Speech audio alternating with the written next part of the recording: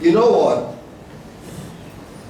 Sharita said she was sorry or regretted not getting into her grade. But you know what she did, and she didn't tell anybody about it? She has been one of the people that have laid the foundation to give hope to people who want to repatriate.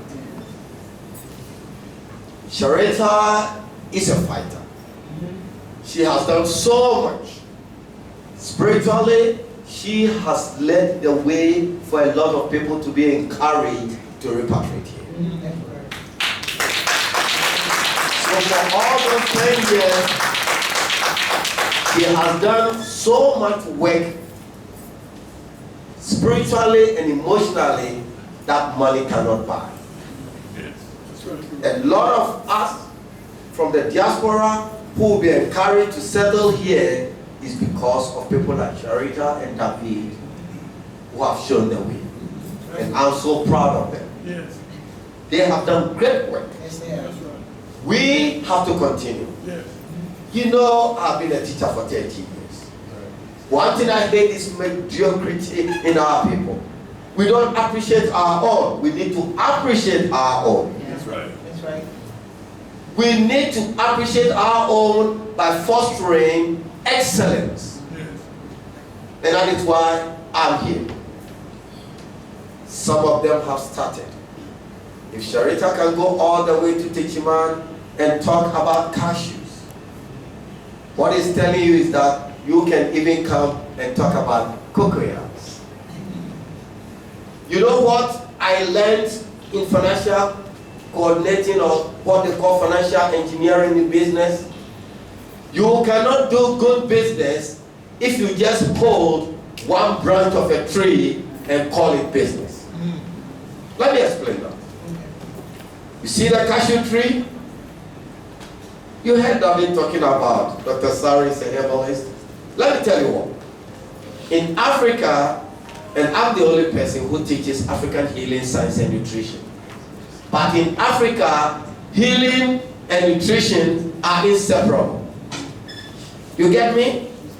When you take the cashew tree, you take the nut, and that's all. You can take the fruit and you can make vinegar. You can take the bark of that tree or the roots and make a tea.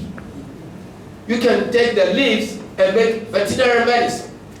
You can take the remains of the sap and you can make it into ink. You can consult me for that.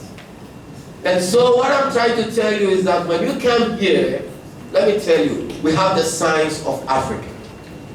Our classrooms are without boundaries. Yes, yes. When you want to do business, let's go back to the basics. When I want to tell you a business about cocoa, I'm not just going to talk about chocolate.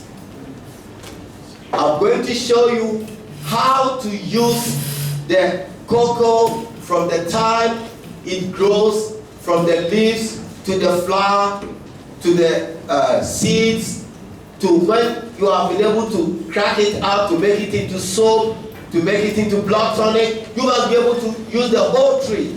So when you have just an acre of cocoa farm, you can use it more judiciously and more profitably.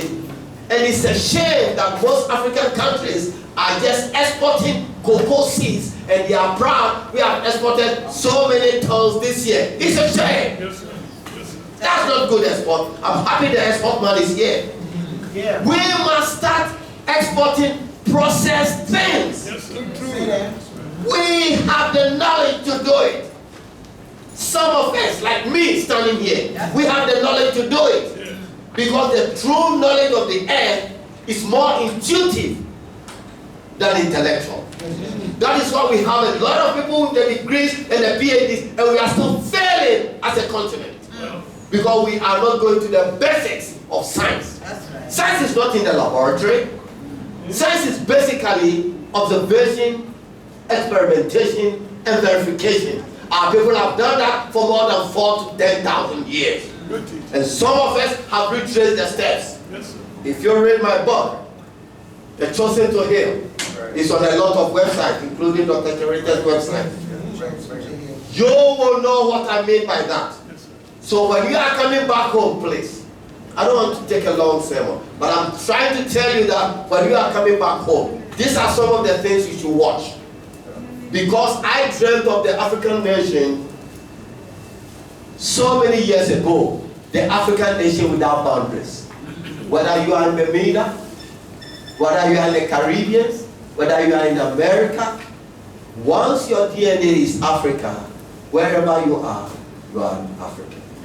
And when you come back home and hold back your basics, I don't see why you should be poor.